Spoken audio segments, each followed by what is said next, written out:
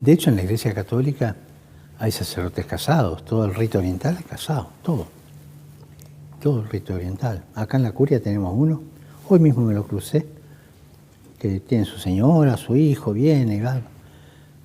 Entonces no hay ninguna contradicción para que un sacerdote se pueda casar. Pope Francis is reconsidering the rule that forces priests to be celibate.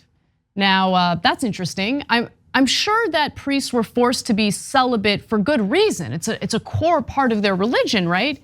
Except it turns out that the celibacy requirement for priests, wasn't really a requirement until the 11th century, when the Catholic Church realized that priests were passing down their wealth, their inheritance, to their children.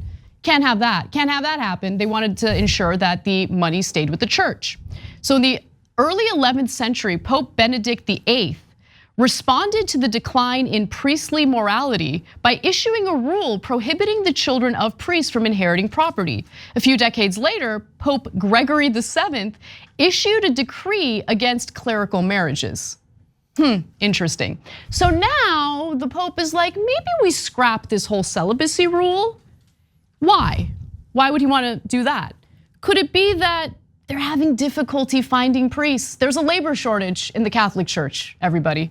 So according to the Center of Applied Research in the Apostolate, the number of priests nationwide is down 60% in the last 50 years. This means more than 3,500 churches are without a resident pastor. Yeah, so look, the Catholic Church has changed its mind on a number of things, which is kind of curious because I thought God was eternal and all-knowing. How could someone or an entity that knows everything change its mind? I'll let you think about that one. They've also changed their mind on homosexuality a number of times. Now, the reports, the historical accuracy, it's hard to tell looking back at it millenniums later, centuries later, but of gay popes and straight popes, and they go back and forth. And what these figures are really political figures, and they're trying to adjust to the times that they're in to make their church more popular and powerful. So if being gay is in vogue, they're like, oh yeah, gay is awesome. Yeah, let's do that. God says gay is fine, totally fine, right? It's not popular. God says that no good, always been no good. Okay. Yep. So in this case, they can't get anybody to become priests because the world is changing, especially in America. They're praying in a lot of these churches for new priests because there's thousands of open positions, and lo and behold, their prayers are not being answered because who's gonna, like in the old days, you have to remember, being a priest was super prestigious. If your son wound up being a priest, the family was so proud. Does anyone really think that anymore? No, everybody wants their kids to be, and this is a sad thing, but bankers or YouTubers or celebrities, etc. So now you're not allowed to get married, there's almost no money in it, and there's almost no prestige in it.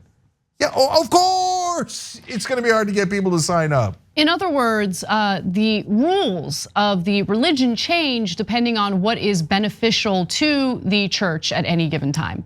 So when it was beneficial to push for celibacy because it would mean that these priests wouldn't have children to pass down their wealth to, they went in that direction. Once they see there's a shortage in priests and they need to make the Catholic Church more appealing to folks who might consider being priests, all of a sudden you have Pope Francis who's like, I don't see nothing wrong with a little bump and grind. No, he didn't say that. He's like, well, it doesn't mean that you have to be celibate your whole life. What does that mean? So you could be married before you become a priest or after you become a priest? He doesn't clarify because he's in the middle of a transition and he's trying to have it both ways and appease conservatives and adjust to the new world. But none of this has anything to do with God. Thanks for watching The Young Turks, really appreciate it. Another way to show support is through YouTube memberships. You'll get to interact with us more. There's live chat emojis, badges. You've got emojis of me, Anna, John, JR. So those are super fun. But you also get playback of our exclusive member-only shows and specials right after they air. So all of that, all you gotta do is click that join button right underneath the video. Thank you.